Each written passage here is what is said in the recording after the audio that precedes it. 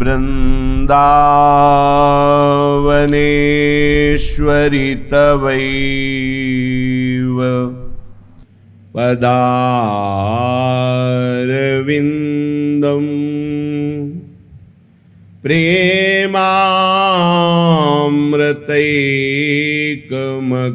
प्रेमामृतैकमकरन्द रसौघपूर्णम्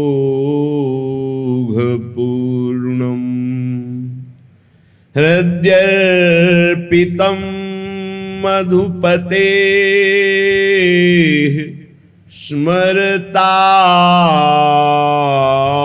स्मरतापमुग्रम् निर्वापयत् परमशीतलमाश्रयामि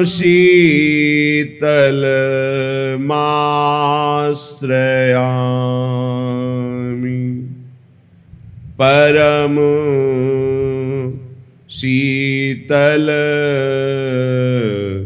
माश्रयामि।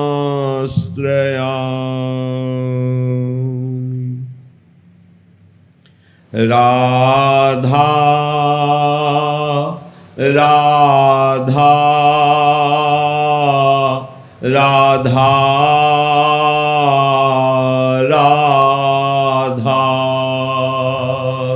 राधा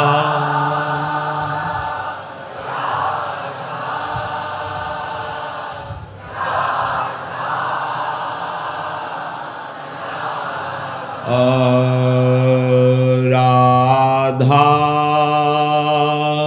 राधा राधा राधा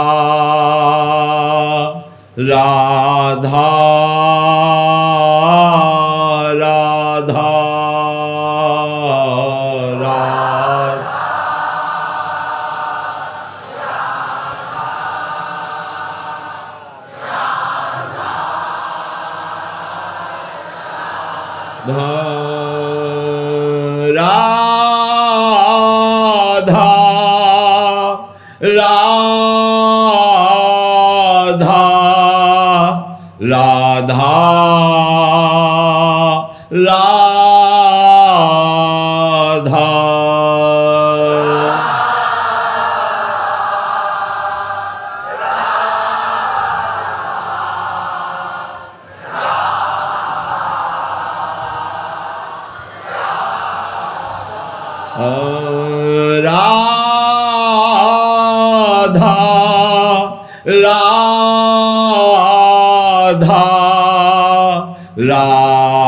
राधा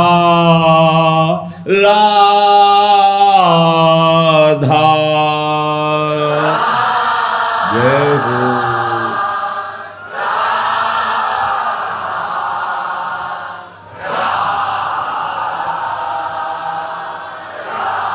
राधा राधा राधा राधा राधा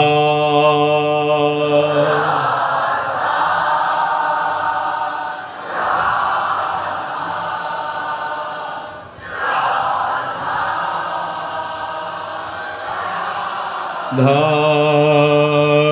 राधा राधा राधा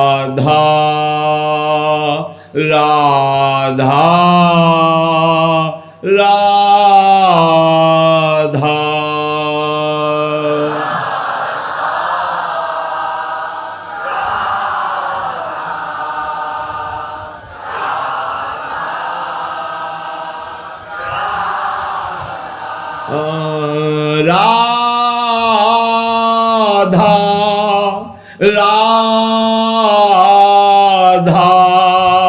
राधा राधा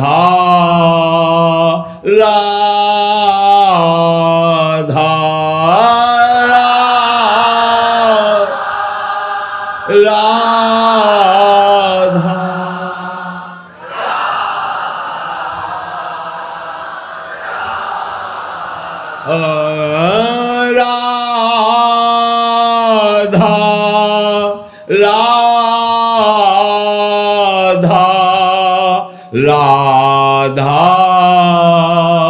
राधा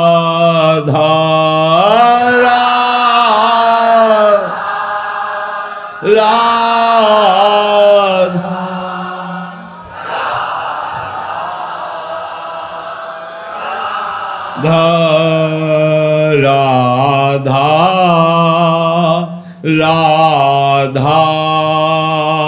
राधा राधा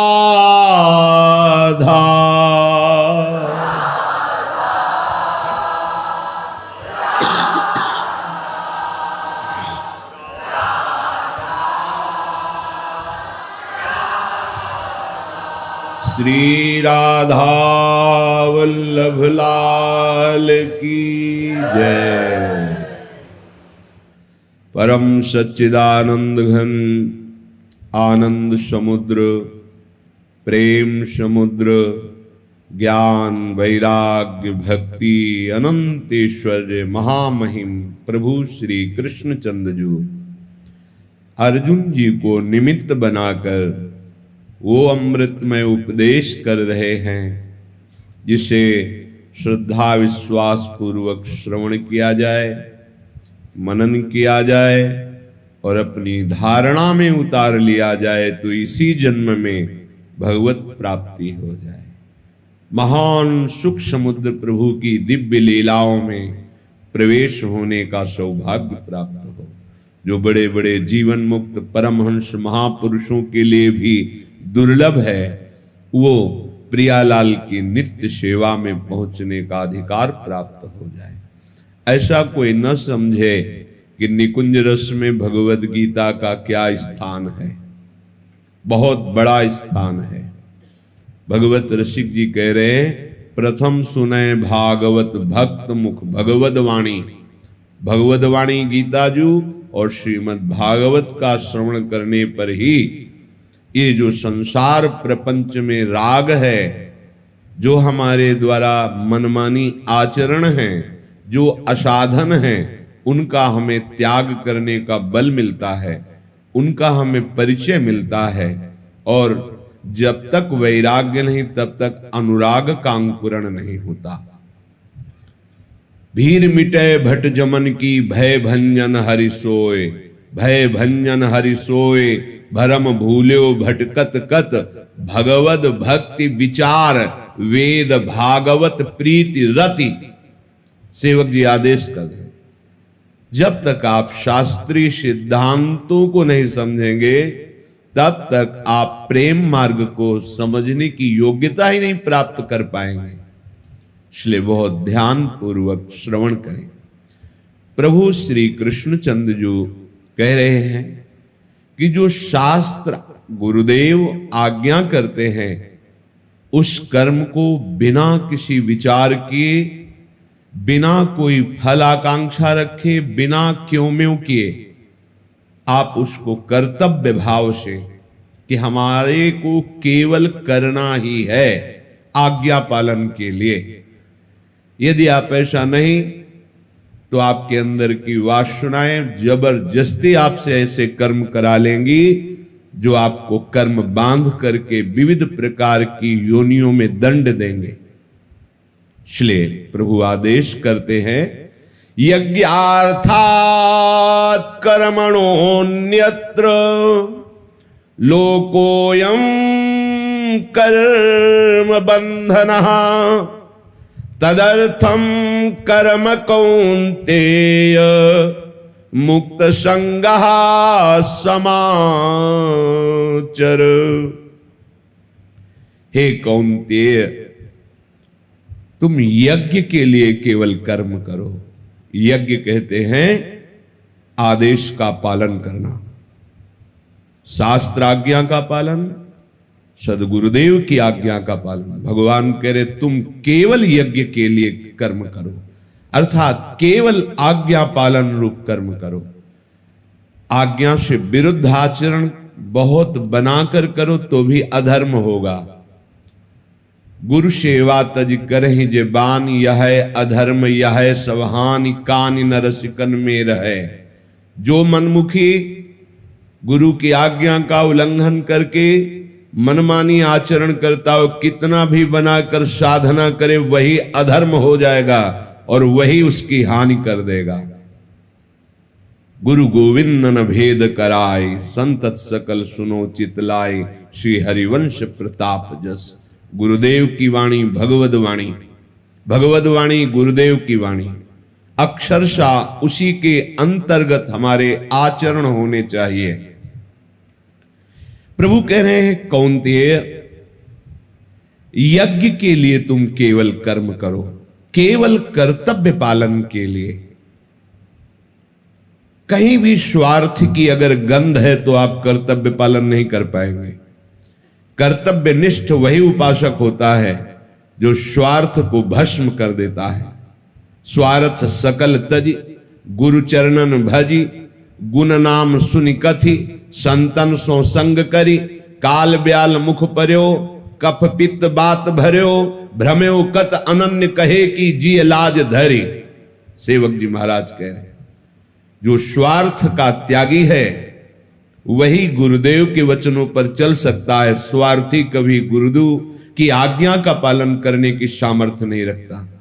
स्वार्थ सकल तजी, गुरु चरणन भजी। गुरु चरणों का भजन क्या है? बोले गुण नाम सुनि कथि।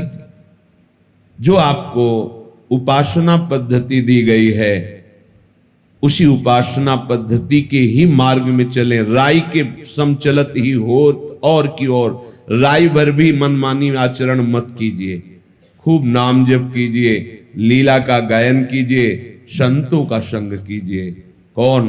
जो प्रीति तरंग सुरंग बहो, जो प्रियालाल के प्रेम रंग में रंग चुका है, ऐसे नित्य प्रेम रंगी, ऐसे प्रियालाल के सी चरण संगी महात्मा का संग करो। इष्ट मिले अरु मन मिले, मिले भजन रस रीति, तहा निशंक है मिलिए, तासो कीजे प्रीति। ऐसे संत का संग करो।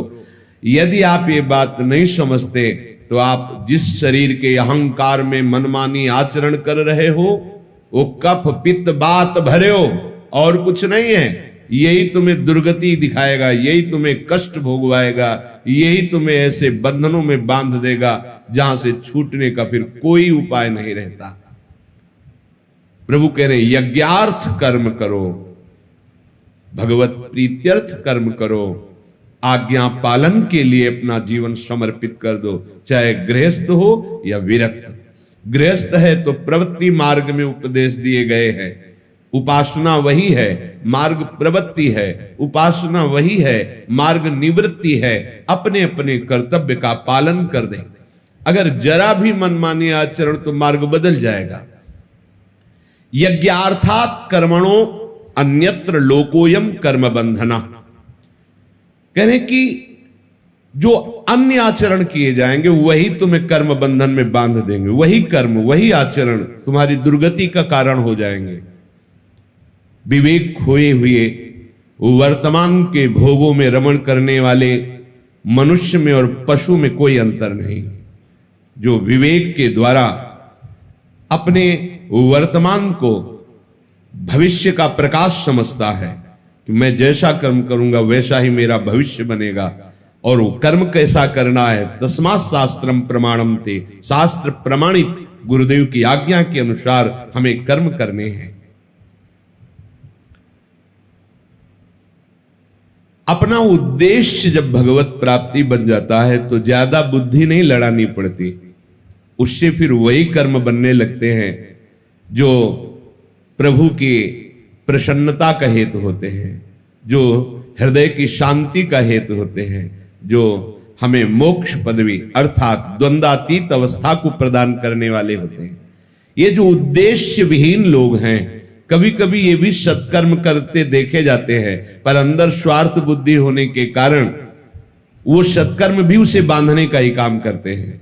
उद्देश्य परमात्मा प्राप्ति होने पर व्यवहारिक कर्म जो दिखाई दे रहे हैं कि यद्यपि बंधन कारक है, पर वो बंधन कारक दिखते हुए भी परिणाम में वो मोक्ष मुक्त प्रदान करने वाले हैं। कोई भी आसक्ति, ममता, कामना उसके हृदय में नहीं रह सकती। और एक रहस्य की बात है कि जो भगवत प्रीत्यर्थ कर्म किए जाते हैं उनमें ये सामर्थ्य होती है कि वो आपके जो स्वार्थ और कामना वासना से अधर्म हुआ है उनको मिटा देंगे। स्पष्ट लिखा हुआ है जो कर्म तत्सुख भावना से किया जाता है वो स्वयं तो बांधता नहीं है, और बांधने वाले जो तुम्हारे कर्म हुए हैं उनको भस्म कर देता है। ये देखो, पर उसमें कहीं भी स्वार्थ की गंध न हो। तो इसके लिए हित सजनी जो आचार्य स्वरूप में प्रकट होकर के बता रहे हैं, बिल्कुल सहज सरल भाव से अपने घर में गुरु प्रदत्त प्रियालाल को विराजमान करो। गुरु प्रदत्त इसलिए मनमानी प्रभु की छवि भी विराजमान करके आप उनमें भाव और भाव भरी उपासना पद्धति नहीं प्रकट कर पाएंगे। इसलिए गुरु प्रदत्त है। गुरु प्रदत्त उपासना, उपास्य देव, मंत्र और जो जो पद्धति बताई गई है, इसकी बड़ी महिमा है।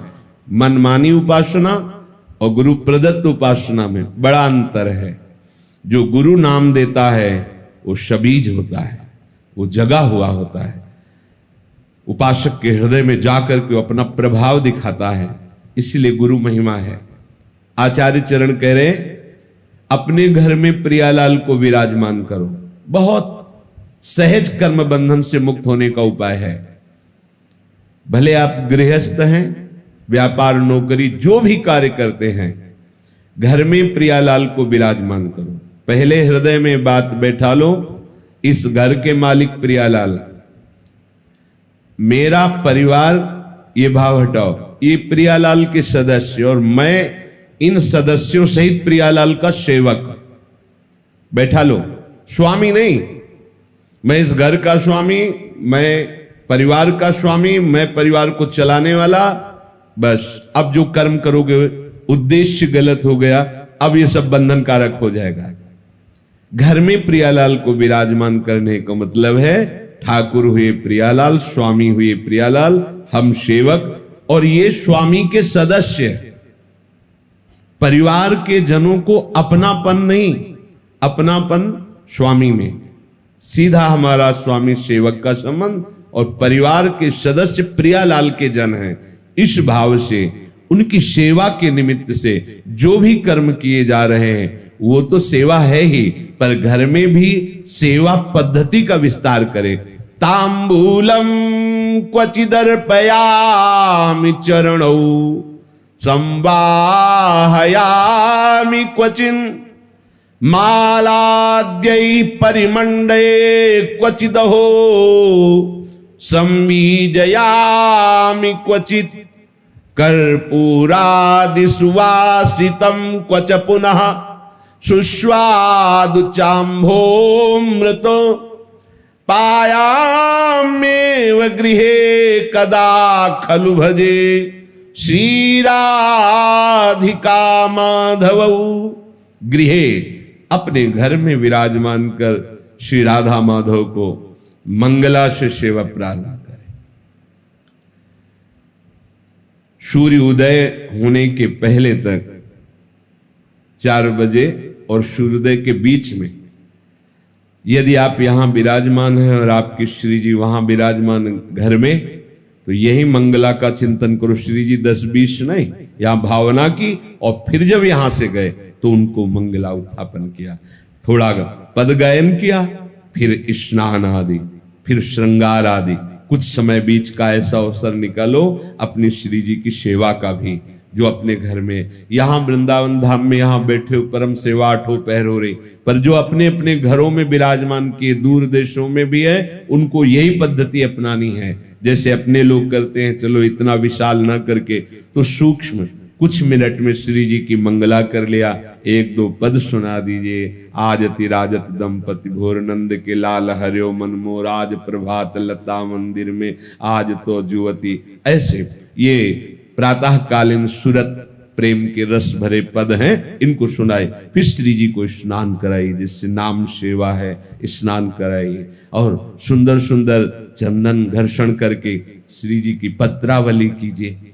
श्री जी को भोग पवाइए, श्री जी को तांबूल पवाइए। भोग लगा रहे, थोड़ी देर पंखा लेकर के ऐसे झल रहे, ऐसे दिनचर्या। जब श्री जी को शयन कराए, उनके चरण दाब रहे, अगर 4 फूलों की व्यवस्था हो जाए तो ऐसे फूलों की पंखुड़ियां बिछा दी, नाम को विराजमान कर दिया, भावना किया, प्रिया प्रीतम शयन करे, उनके चरण चाप रहे। हम अपने घर में जब लाडली जी को स्वामी मान लेंगे तो जितने भी कर्म हो रहे हैं वो सब उनके निमित्त से माने जाएंगे। सेवा, व्यापार, नौकरी, कर्म बंधन से मुक्त होने का सहज उपाय, अपने घर में जो ठाकुर विराजमान है उनको मालिक मानिए। अगर आप नौकरी करते हैं तो महीने में जो पेमेंट आती है वो पहले उनके सामने रखिए, ये महीने भर की सेवा का। हाँ बिल्कुल, सुबह जाइए, शाम के आइए, प्रणाम कीजिए, इतनी देर आपकी सेवा के निमित्त से जो कर्म हुए, हे लाडली लाल आपके चरणों में समर्पित। प्रतिपल आप देखना, कोई भी विघ्न ऐसी उपासना करने वालों के यहां अपना अधिकार नहीं कर सकता, बुरा प्रारब्ध भी अधिकार नहीं जमा सकता, क्योंकि वो घर लाडली लाल का है। देखो पूरी लंका जल गई, विभीषण का घर झुलसा भी नहीं, क्यों? क्योंकि उसमें प्रभु का नाम विराजमान है।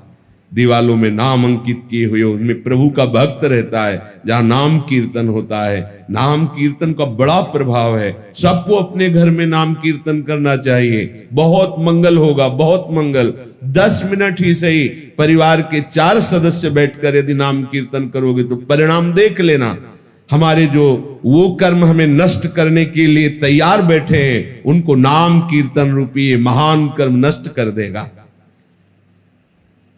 यदि हम अपनी केवल स्वार्थ बुद्धि से, इसमें बहुत सूक्ष्मता से देखा जाता है। जैसे गृहस्थ में अतिथि सत्कार, साधु सत्कार की बड़ी महिमा है, करना ही चाहिए। यदि आप गृहस्थ हैं, आपके घर के दरवाजे पर कोई भिक्षुक आता है तो आप उसकी अवहेलना नहीं कर सकते। ए चल, ऐसा नहीं। अगर ऐसा किया तो उसके जितने दुष्कृत हैं वो सब वहीं छूट जाएंगे। शास्त्रीय सिद्धांत है। मृदु वचन बोलिए, राधे श्याम कहिए, क्या आज्ञा है। अब वो जो मांग रहा है, अगर आपके पास सामर्थ्य है तो दे दीजिए, नहीं दैन्य होकर उत्तर दीजिए, राधे श्याम हमारी सामर्थ्य नहीं है, आप पधारिए, आगे कहीं मांग लीजिए। ऐसा आप वहां गलत भावना करके, ए भिखारी है चल भाग यहां से, बिल्कुल ऐसा नहीं, बिल्कुल ऐसा नहीं। गृहस्थ धर्म में सबसे बड़ी सावधानी अतिथि सत्कार है। कोई भी, भले कोई पाखंडी आया है, आप दरवाजा मत खोलिए, पर बाहर से राधे श्याम, वो कुछ भी बोल रहा है, हाँ हम तुम्हें 2 रोटी दे सकते हैं, अगर आप नहीं तो हमारे पास आगे धन की व्यवस्था या और जो आप मांग कर रहे हैं हम नहीं दे पाएंगे, आप जल पी लीजिए, आप रोटी ले लीजिए। वो भी घर में जब कोई पुरुष सदस्य हो तो गेट खोलिए, नहीं तो ऐसी व्यवस्था रखिए कि गेट के अंदर से ही दे दीजिए। सावधानी, समय का जैसा स्वरूप होता है वैसी ही मर्यादा रखनी चाहिए। जैसे जानकी जी अकेले पर्णकुटी में, तो लक्ष्मण जी ने रेखा खींच दी थी कि इसके बाहर मत जाना, अंदर से ही अगर कोई प्रश्न उत्तर हो तो अंदर ही करना, इस रेखा को कोई पार नहीं कर सकता। पर जानकी जी अतिथि सत्कार की विशेष भावना के कारण उस रेखा को पार कर गई, तभी रावण उठा ले गया, नहीं सामर्थ्य नहीं थी, वो उसकी सामर्थ्य नहीं थी कि रेखा पार करे। ऐसा समय का है। अगर आपको ऐसा लगता है कि घर में कोई सदस्य नहीं पर अतिथि आया हुआ है तो आप बाहर, राधे श्याम आपको अगर रोटी चाहिए तो दे सकते हैं, अन्यथा प्रणाम। कटु वचन बोलकर तिरस्कार करके भगाना मानो उसके पापों को स्वीकार करना। दूसरी बात, जैसे कोई संत आया है, आप जिसका परिचय भी जानते हैं, आप आदर पूर्वक उससे बैठाला, मृदु शब्दों का प्रयोग किया और 4 लोगों को बताते कि हमारे घर में संत आते हैं तो हम ऐसा ऐसा ऐसा करते हैं, उससे आपके अभिमान को सुख मिलता है। अब ये कर्म कल्याणकारक नहीं रहा, ये बंधनकारक बन गया। ध्यान दीजिए, जो हम 4 लोगों से कहकर बड़ाई पाने की इच्छा से अपने कर्मों को प्रकाशित करते हैं तो बड़ा सात्विक कर्म किया हुआ भी वो बंधनकारक बन जाता है और प्रायः अहंकारी पचने नहीं देता। हम वृंदावन में गए थे, इतने का भोग लगाया था, इतना बिहारी जी को भोग लगाया, इतने संतों को पवाया, ऐसा किया वैसा, ये अहंकार का पोषण हो रहा है। अब वही कर्म तुम्हारे बंधन, शुभ बंधन जैसे अशुभ बंधन ऐसे शुभ बंधन कारक बन गया। तो इसमें जो सम्मान की, स्वार्थ की, अहंकार की भावना से कर्म किया जाता वो यज्ञार्थ कर्म नहीं होता, चाहे जितना बड़ा कर्म हो। जैसे शास्त्रों में पाया गया है कि यदि अपने कल्याण के लिए गुरुजनों से, संत महापुरुषों से सभा में प्रश्न किया जाए तो प्रश्नकर्ता और उत्तर देने वाला दोनों पवित्र होते हैं। पर यदि उसके मन में प्रवक्ता के प्रति परीक्षा के लिए या ये सभा जाने कि मैं बहुत बड़ा साधक हूं, देखो मैं किस कोटि का प्रश्न करता हूं, सभा मेरा आदर दृष्टि रखे, हमारे ऊपर सम्मान करे, ये यज्ञार्थ नहीं हुआ। इसमें दोनों की पवित्रता वाली बात नहीं आएगी। तो साधक को छोटी छोटी अपनी वृत्तियों को भगवत समर्पित करने पर ही कार्य बनेगा। हम एक एक वृत्ति के द्वारा जो चेष्टा करे वो भगवत समर्पित, मुक्त संगहा समाचर, किसी भी व्यक्ति वस्तु स्थान में तुम्हारी आसक्ति नहीं होनी चाहिए। संग तो केवल भगवत प्रेमी महात्माओं के लिए ही आदेश किया गया कि उनका संग करे, अन्यथा ना, असंग।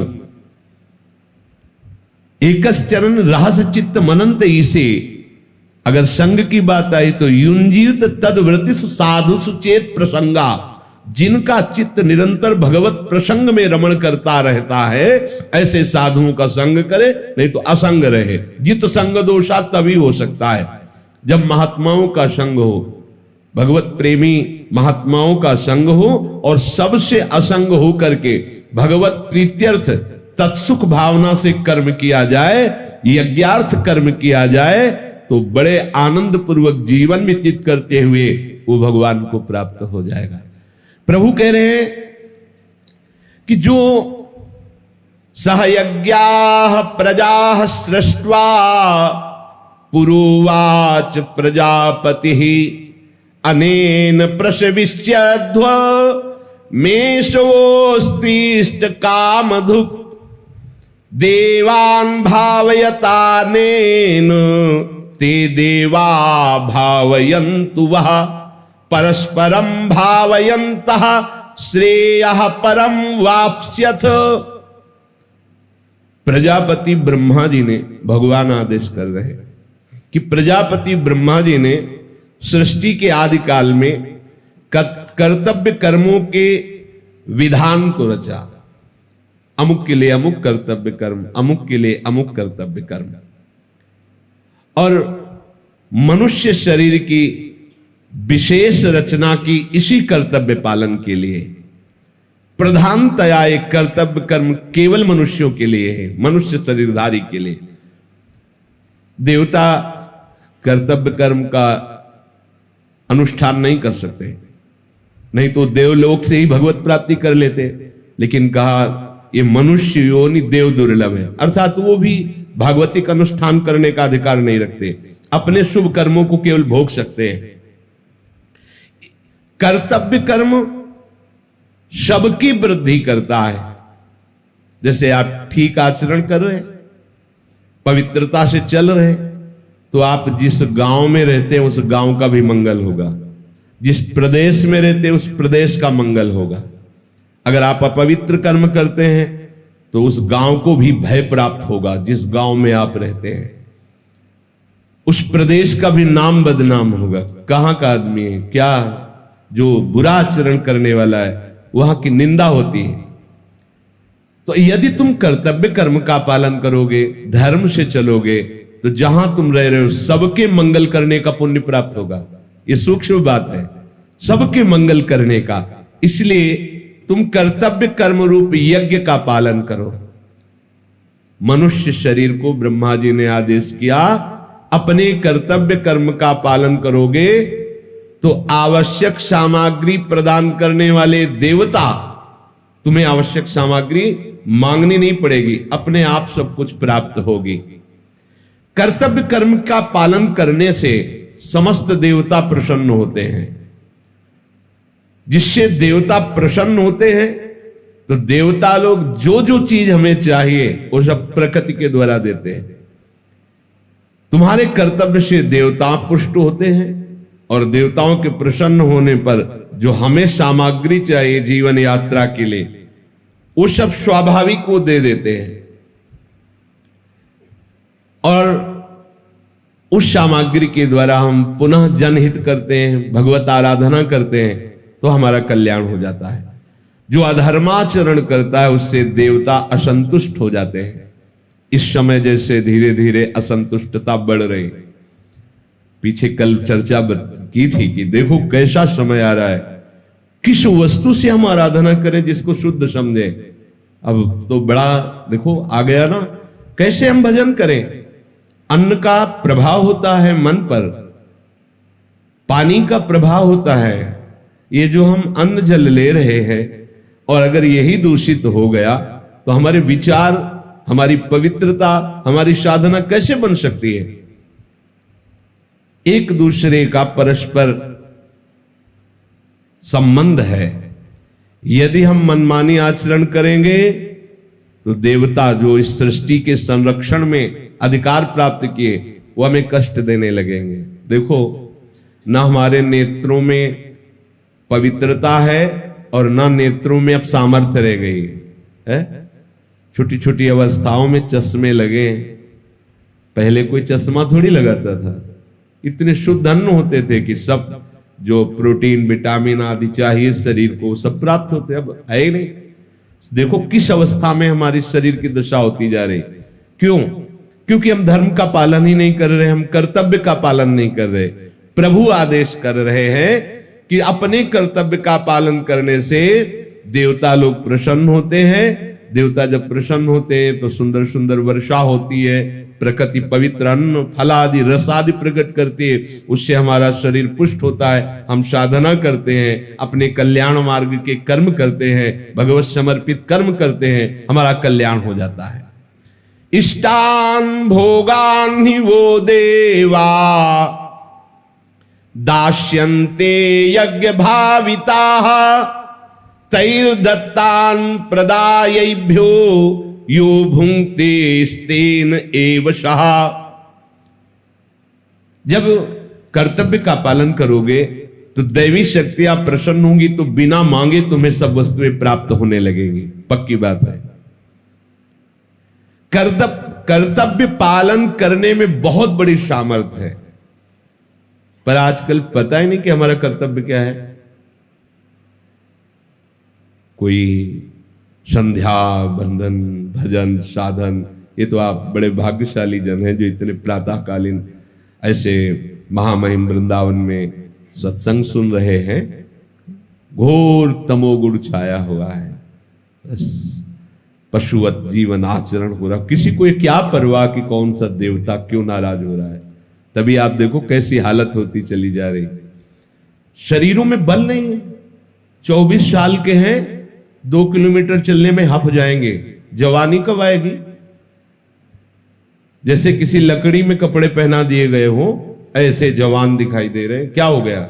धर्म का पालन नहीं तो भ्रष्टाचरण तो भोग सामग्री दूषित, सब अपवित्रताएं फैलती चली जाएंगी। कलिकाल बिहाल की मनुजा, नहीं माने को अनुजा तनुजा, बस पशुवत व्यवहार। तुम्हें बिना मांगे शुद्ध सामग्रियां प्राप्त होंगी यदि आप अपने कर्तव्य का पालन करेंगे। जो देवताओं की आराधना करता है, भगवान ने पीछे कहा था, वो देवताओं को प्राप्त होता है। भूतों की आराधना करने वाला भूतों को प्राप्त होता है। यहां भगवान बड़े गुप्त रूप से कह रहे हैं कि ब्रह्मा जी ने आदेश किया, पर मूल बात है कि ब्रह्मा को आदेश किसने किया? आपने ही किया। सारे देवता सब भगवान की ही अंश हैं, वो भगवान किया। यदि आप भगवत आराधना कर रहे हो, भगवत आराधना के निमित्त से कर्म कर रहे हो, तो प्रभु से लेकर सब आप पर प्रसन्न रहेंगे, क्योंकि सब प्रभु के ही स्वरूप है। वैसे भी जा पर कृपा राम की हुई, ता पर कृपा करे सब कोई। यदि आप भगवत आराधना करें तो ज्यादा माथा लड़ाने की जरूरत नहीं। कि हम किसी और को कैसे प्रसन्न करें। एकमात्र श्री कृष्ण की आराधना करने से, बिहारी जी की आराधना करने से सबकी आराधना हो जाती है। आपके पास जो भी सामग्री हुई भगवत प्रदत्त है। भगवान कह रहे यदि तुमने उस सामग्री में हिस्सा नहीं लगाया तो यो भुंगते स्तेन एवशाह, वो चोर है, उसे मैं दंड देता हूं। ये मत समझो कि तुम्हें जो सामग्री मिली केवल आपकी ही है। देखो हमने गांव में देखा है कि जो पहले अन्न आता था, राशि, राशि कहते ढेर समूह अन्न को, तो उसमें से ग्रामीण बिना पढ़े लिखे लोग भी बोले एक पसेरी अन्न जो है वो निकाल दो, वो जहां कहीं दान पुण्य होता है, संतोष सेवा, वहां पहुंचा दो। एक पसेरी अन्न निकाल दो, उससे हवन सामग्री ला करके हवन किया जाएगा। अन्न का विभाग करते थे। जब रसोई में अन्न बनता, एक रोटी पहले गौग्रास बनती थी, अब कुत्ता ग्रास बनता होगा, गौग्रास तो बनता नहीं। कैसे, गौ है नहीं तो ग्रास कहां पाओगे, कहां गौ है। कैसा कलयुग का, जहां गाय मूत्र त्याग करती थी वो तीर्थों के समान पवित्र स्थान हो जाता था। गौ में धर्म वास करता है। पहला ग्रास जो थाली प्रभु को गई, इसके बाद पहली रोटी गौ के लिए निकाल, एक रोटी लेकर के हमने देखा है छत में जाकर तोड़ करके डाल दिया कौआ चिड़िया आदि के लिए।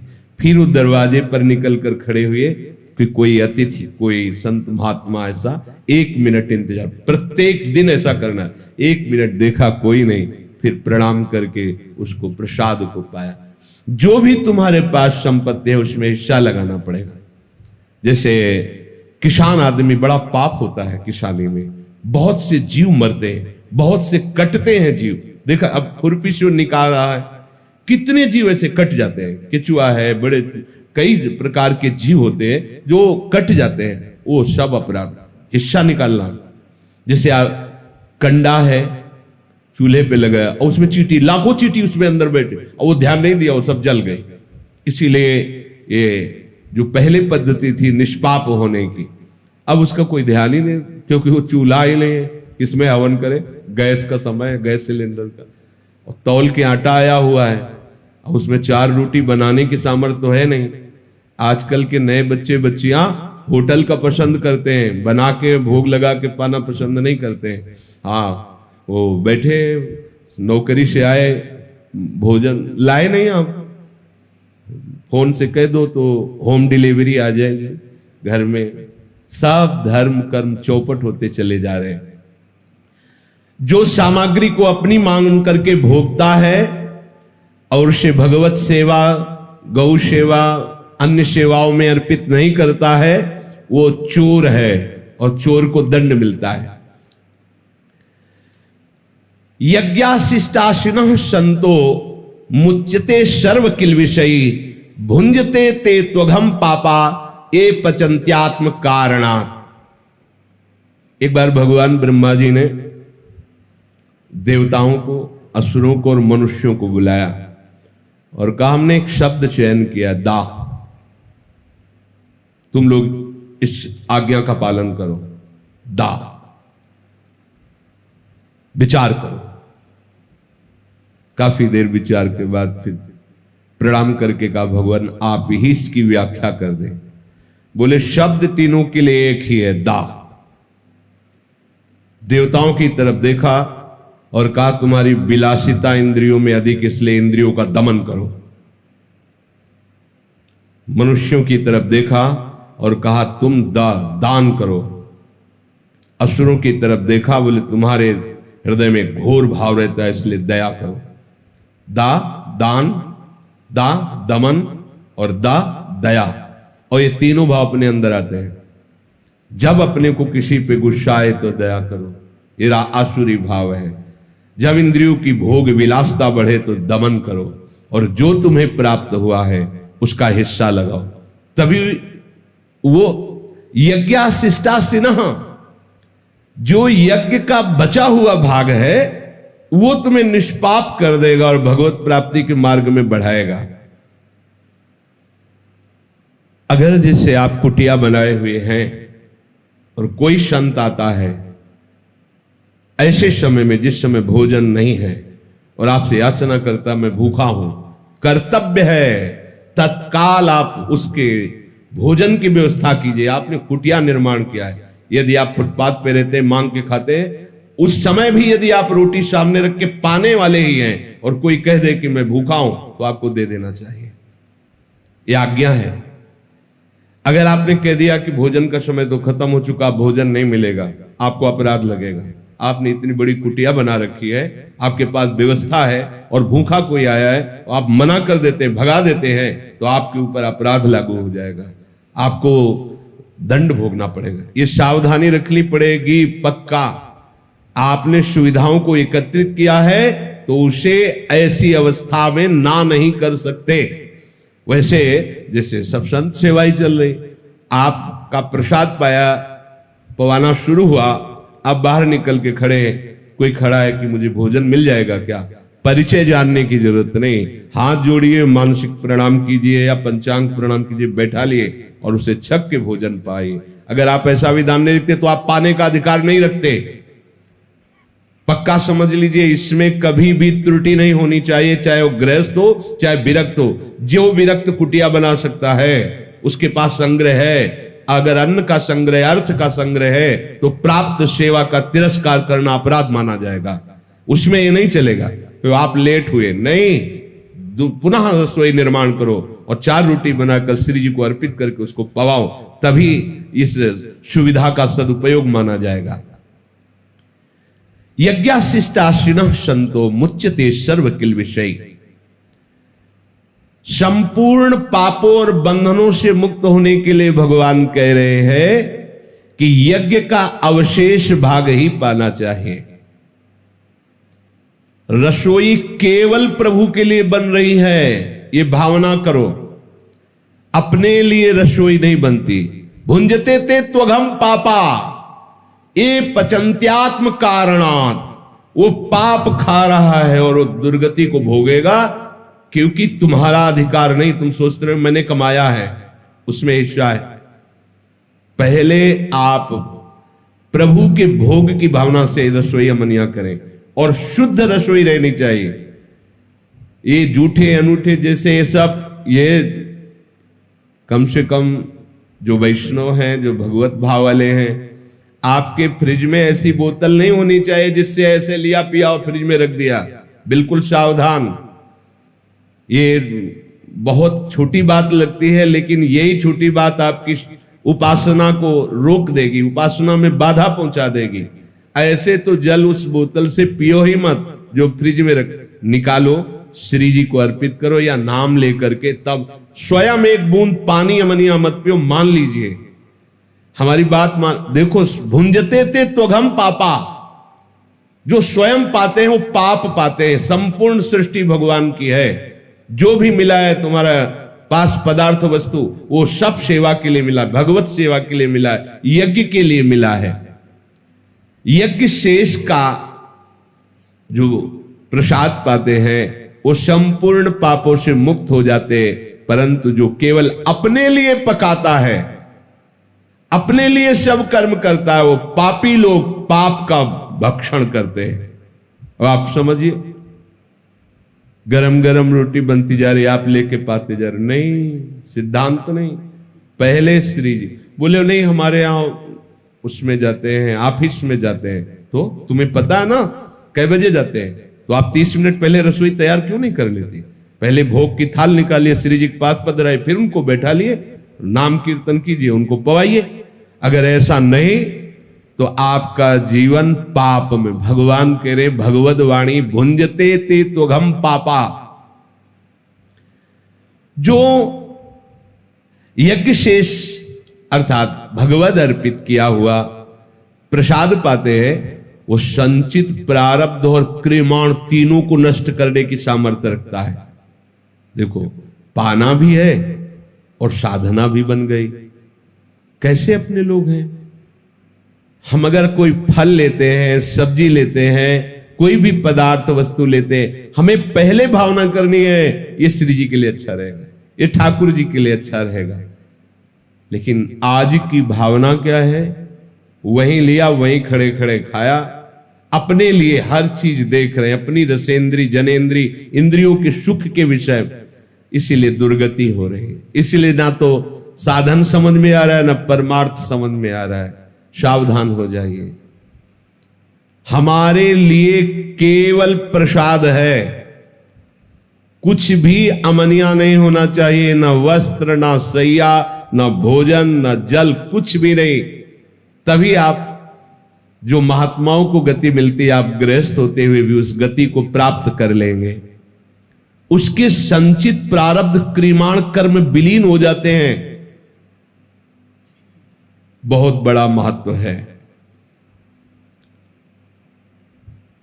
यदि आप धर्म पूर्वक पवित्र कमाई का उसका विभाग कर देते हैं, ये अतिथि के लिए, संत के लिए, गौ सेवा के लिए, पक्षी सेवा के लिए, ये परिवार के लिए, तो वो धन, वो अन्न आपको स्वस्थ रखेगा। बुरा प्रारब्ध जो आपको, एक खून की जांच कराने में 10,000 रुपए लग रहे हैं, ऑपरेशन हुआ लाखों रुपए लग रहे हैं, तैयार हो, आपको कोई परेशानी नहीं। लेकिन वही प्रारब्ध आपका किसी अन्य बीमार की सेवा में थोड़ा हिस्सा लगा देने से, कोई भूखा है उसे भोजन दे देने से, कोई ठंडी में कांप रहा है उसे वस्त्र दे देने से, वो आपका बुरा प्रारब्ध नष्ट करके स्वस्थ रखे, वो अच्छा। या धन भी नष्ट हो और कष्ट भी भोगो तो वो अच्छा।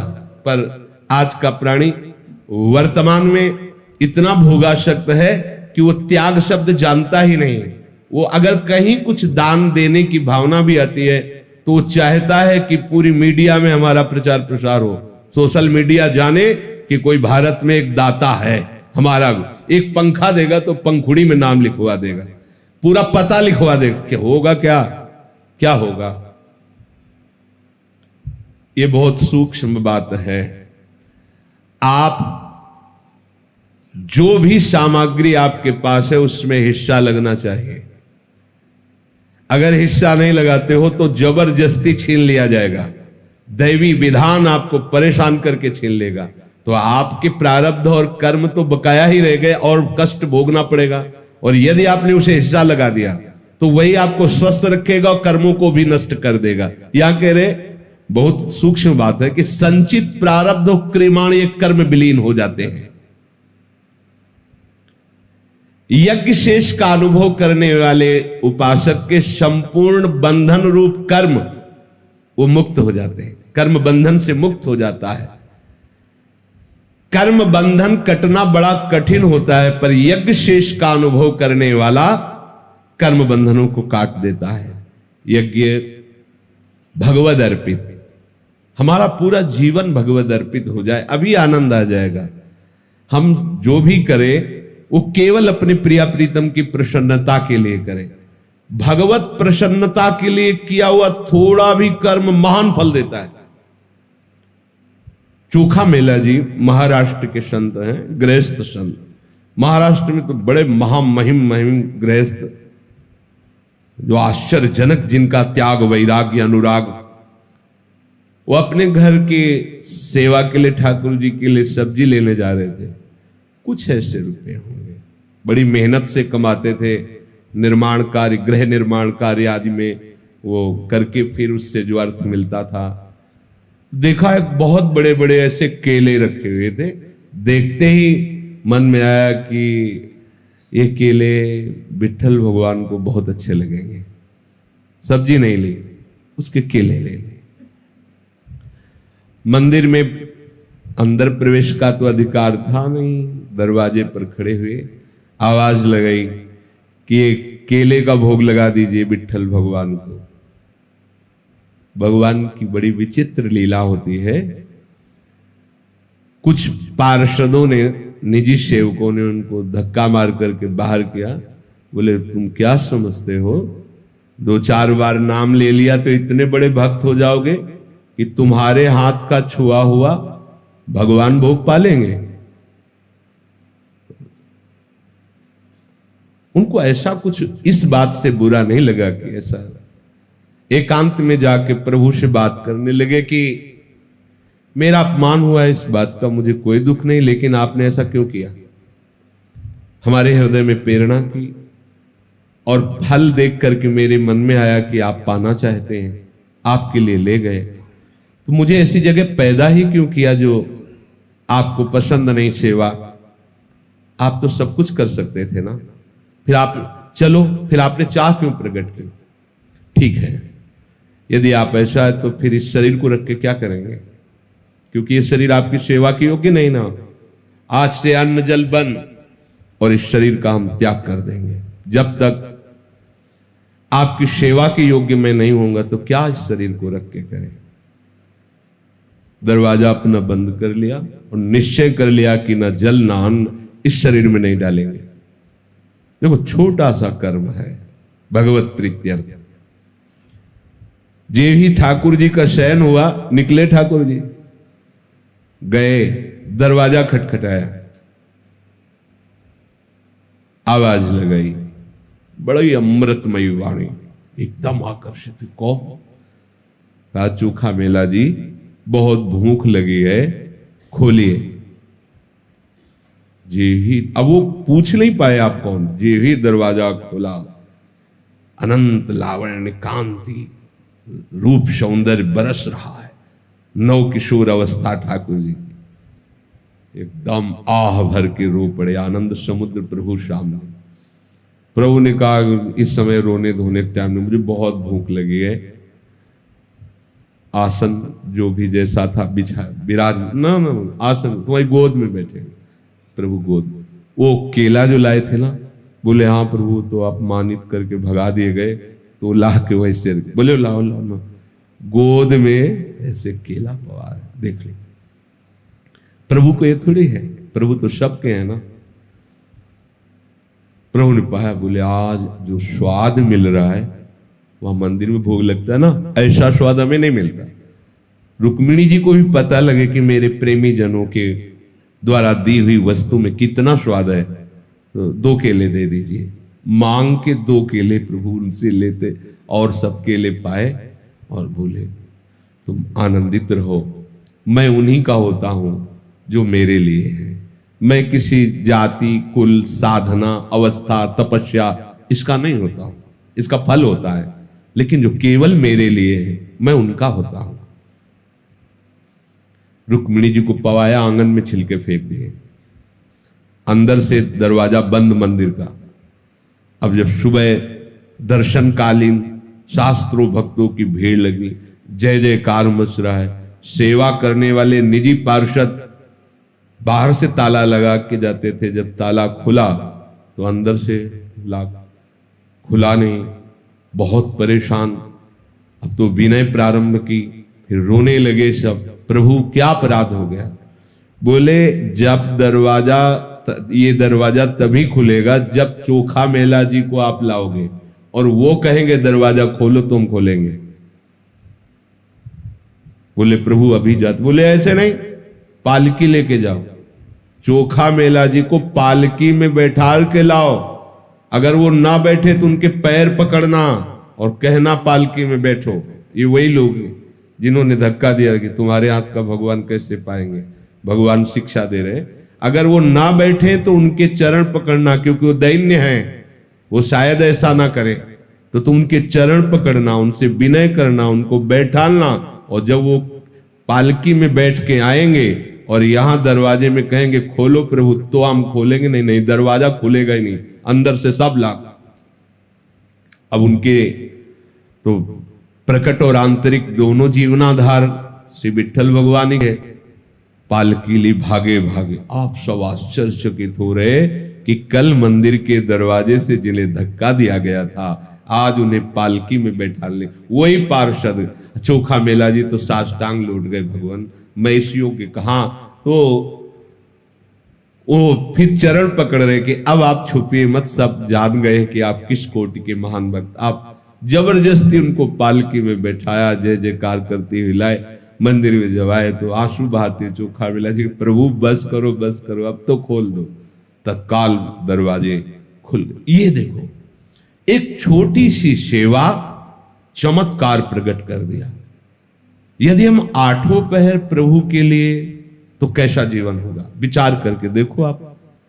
हम स्वसुख वासना, स्वार्थ बुद्धि, भोग बुद्धि से पूरा जीवन बर्बाद कर रहे हैं। अच्छा, आपने जो रसोई बनाई, प्रभु को भोग लगा दिया, पाना तो प्रसाद आपको है, कितना मंगलमय है।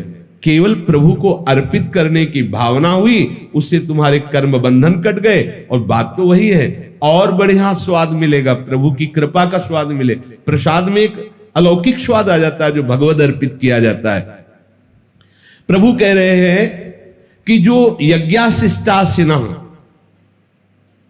कई बार चर्चाएं हुई पर फिर भी भूल हो जाती। कोई भी चीज अमनिया मत पाओ, नियम ले लो। कम से कम आप वृंदावन वासी हो या कहीं भी रहते हो, प्रिया प्रीतम के उपासी हो, गले में कंठी डाल ली है, तिलक धारण की हो, वैष्णव बन गए हो, ये बिल्कुल अच्छा नहीं लगता। आप ठेलिया और होटलों में ऐसे पा रहे हो, बिल्कुल अच्छा नहीं लगता। तो कहीं भी हो, हम कह रहे हैं कि चलो आपकी ऐसी अव्यवस्था है तो आप भोजन ले लीजिए और अपने कुटिया में आके प्रभु को अर्पित करके पाइए। अगर आप मनमानी आचरण करेंगे तो फिर बुद्धि आपका साथ नहीं देगी, और बुद्धि साथ नहीं देगी तो कुमार्गगामी बन जाएगी। कुमार्गगामी बुद्धि कभी भी सुख शांति का अनुभव नहीं करने देती। इसलिए कोई भी कामना रख करके आप किसी भी वस्तु का सेवन न करें। कामना प्रभु के लिए करें, बहुत आनंददायक। बस उसको घुमा के बात कर, वस्त्र तो अपने को पहनना है ना, बस घुमा के इनके चरणों में अर्पित, वही बंधन कारक है और वही बंधन से मुक्त करने का कारण बन जाएगा।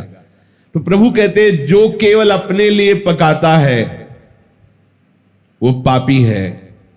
अब आप ये सत्संग सुनने के बाद तो कम से कम सावधान हो जाओ, अपने लिए कुछ नहीं करना, सही बात नहीं करना, क्योंकि अपने लिए करने का भाव शरीर को लेकर ही आता है। जब आप प्रभु को लेकर करेंगे तो सारे बंधन काट देंगे। भजन भी करते हैं हम प्रभु के लिए, अपने लिए नहीं करते।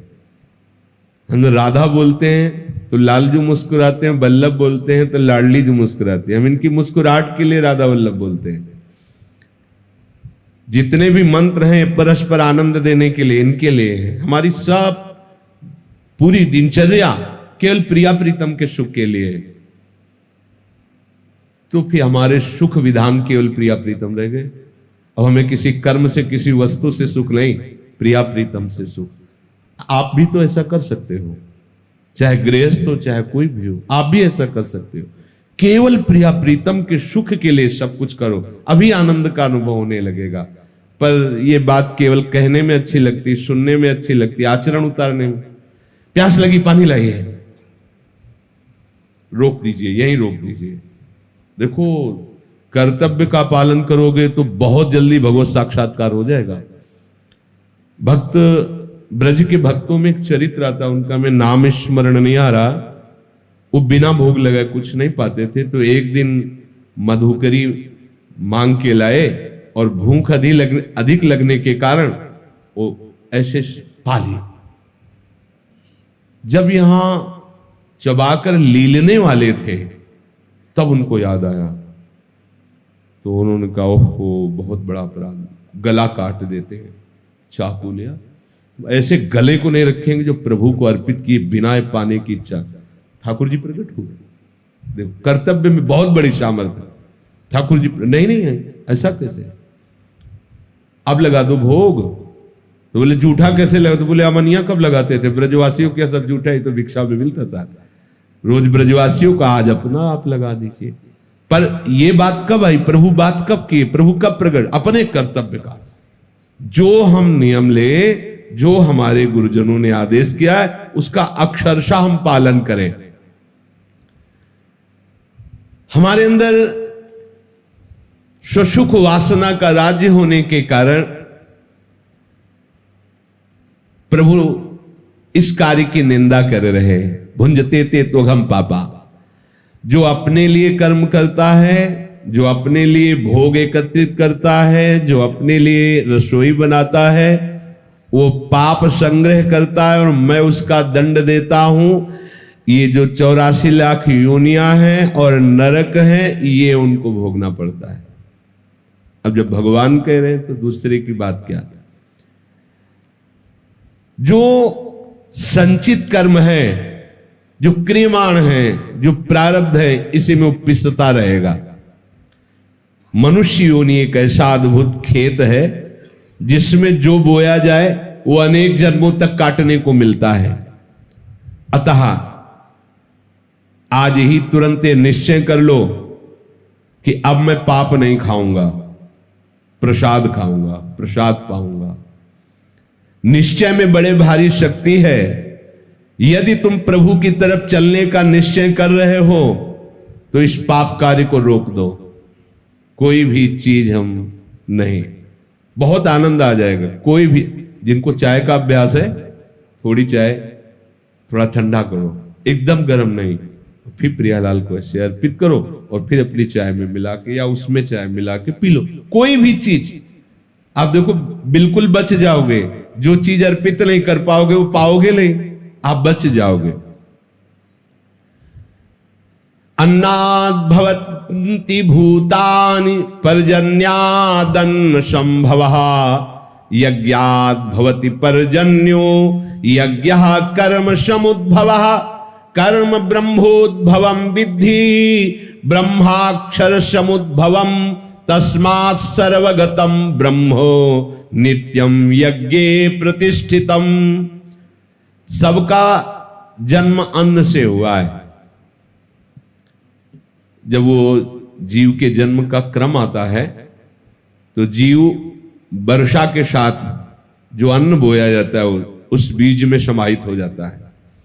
जब उस अन्न को पाया जाता है तो पच के आखिरी में उस सप्तम धातु वीर्य बनता है और उसी माता के रज और पिता के वीर से मिल करके वो जीवाणु वो अपना स्वरूप धारण करता है। इसलिए भगवान कह रहे अन्नाद् भवति भूतानि, समस्त जीव अन्न से पैदा होते हैं। संपूर्ण प्राणी अन्न से उत्पन्न होते हैं। अन्न की उत्पत्ति वर्षा से होती है और वर्षा यज्ञ से होती है। यज्ञ कर्मों से संपन्न होता है, कर्म वेद से और वेद ब्रह्म से अर्थात मेरे से प्रकट हुआ है। इसलिए सर्वव्यापी परमात्मा यज्ञ में निहित है, कर्तव्य कर्म में नित्य स्थित है। पूरी सृष्टि का क्रम भगवान ने बता दिया। तुम्हारे लिए जो कर्तव्य कर्म है यदि तुम उसे करोगे तो महामंगल होगा। अब देखो, कहीं भी यज्ञ पहले होता था अमुक अमुक, अब कैसे यज्ञ करें। पहले यज्ञ को नष्ट करने के लिए किसी भी तरह से किसी पशु की चर्बी मिला दी जाती थी तो यज्ञ वो भंग हो जाता था।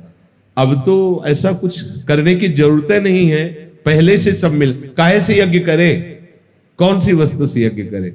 अब एक ही यज्ञ रह गई है, प्रिया प्रीतम के चरणों का आश्रय ले लो। अब वो कुछ ऐसी सामग्री नहीं रह गई जिसे हम स्वाहा बोल करके नारायण को पहुंचावे, देवताओं को पहुंचावे।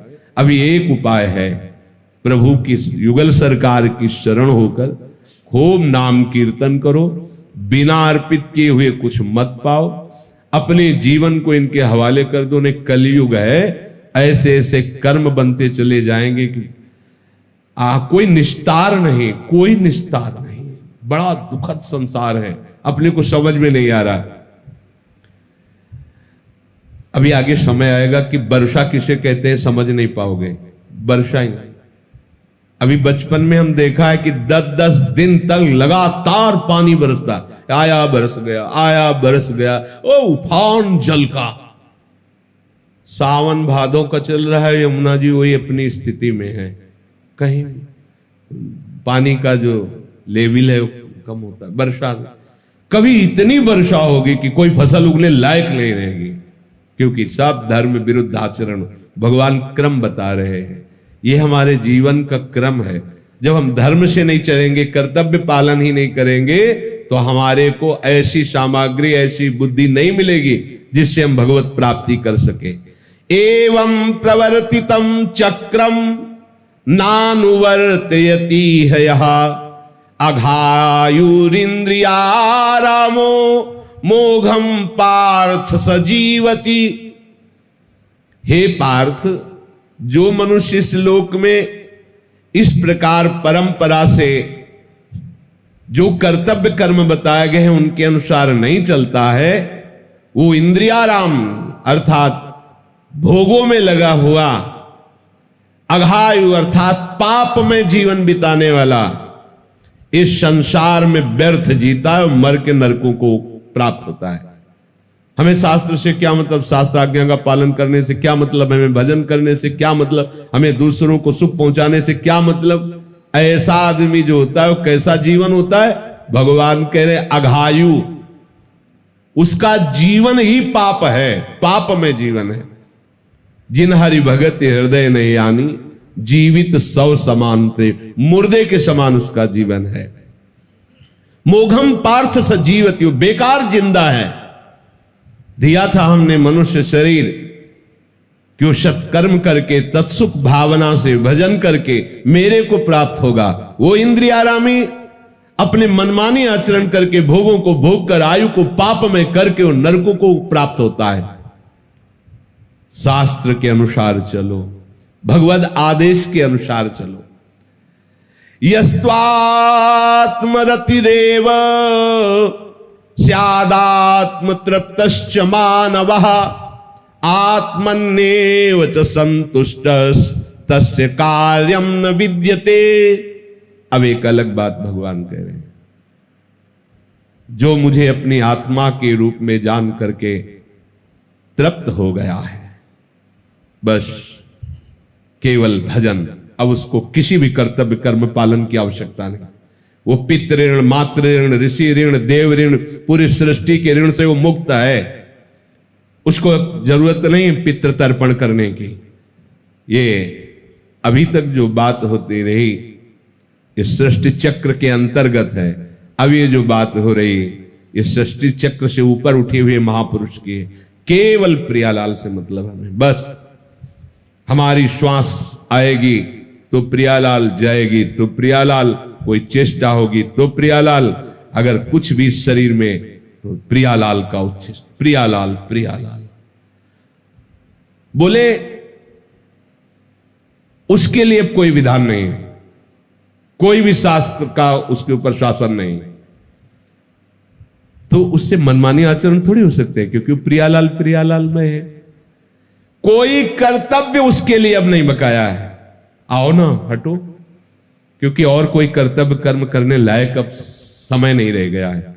हमें तो बस एक ही बात लग रही है कि समस्त शास्त्रों का सार एकमात्र भजन है, भगवद आश्रय है।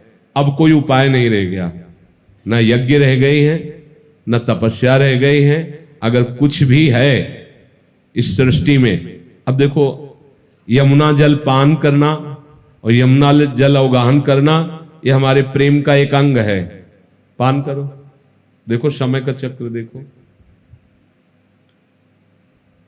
इतनी महिमा तीर्थों नदियों के आप जाके जरा देखो क्या हालत हो रही, कैसे बड़े बड़े नाले ऐसे गिरे।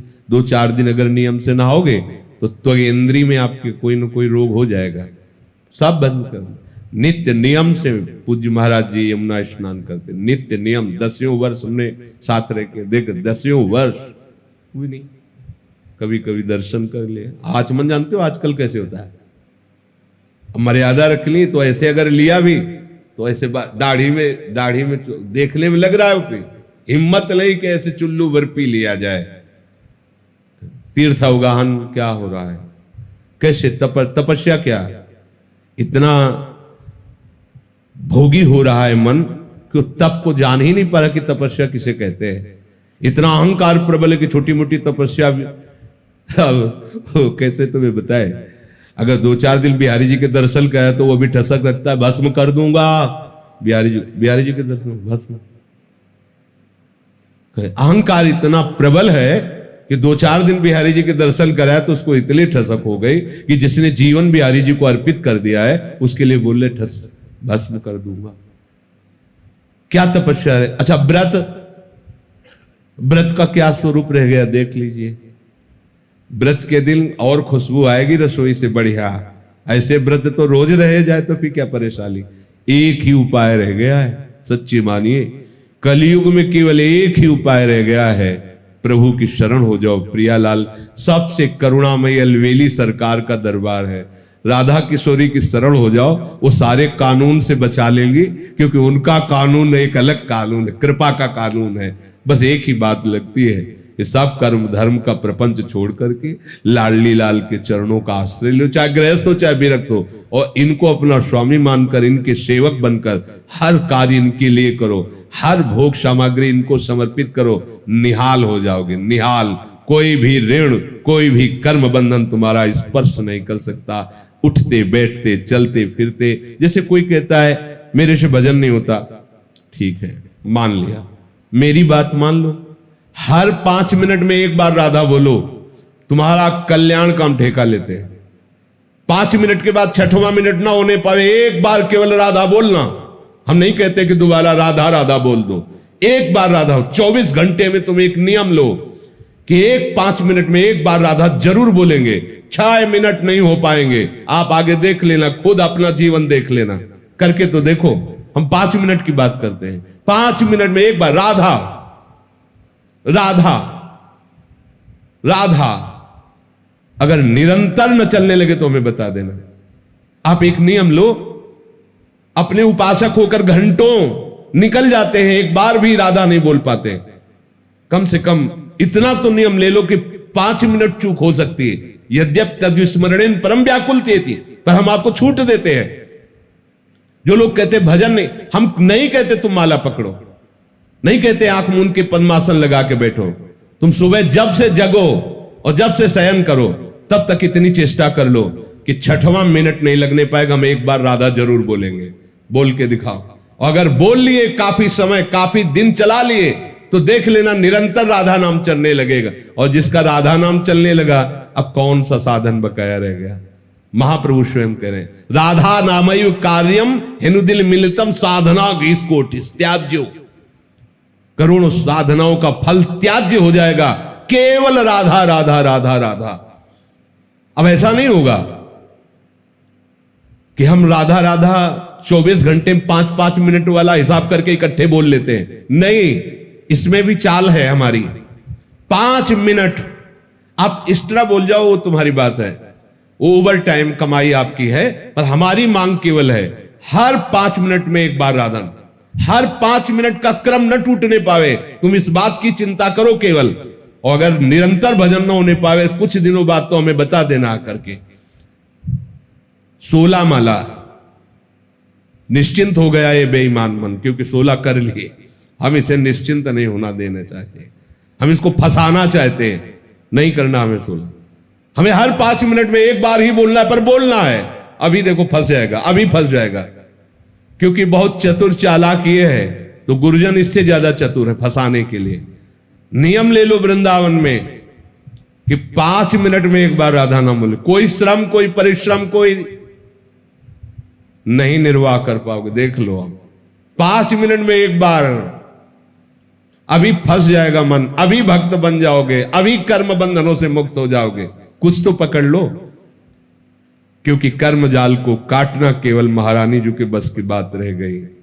अवगुण करे समुद्र सम, हाँ गलत लपलो जा। अपने पास अब ऐसे कोई उपाय नहीं रह गए जिससे कर्म बंधन से मुक्त हो सके, क्योंकि जो शास्त्र कहता है वो अब हमारे पास सामग्री ही नहीं रह गई, न बुद्धि में, न शरीर में, और न समाज में। इसलिए एक उपाय भी शेष बचा है, प्रियालाल की शरण होकर के निरंतर हम जो भी चेष्टाएं कर रहे हैं वो इनके लिए करें, इनका ही प्रसाद पाए, और इनके होकर एक एक श्वास इनको समर्पित कर दे। वो गति मिलेगी जो आप सोच नहीं सकते। शेष चर्चा आगे। श्री राधा वल्लभ लाल।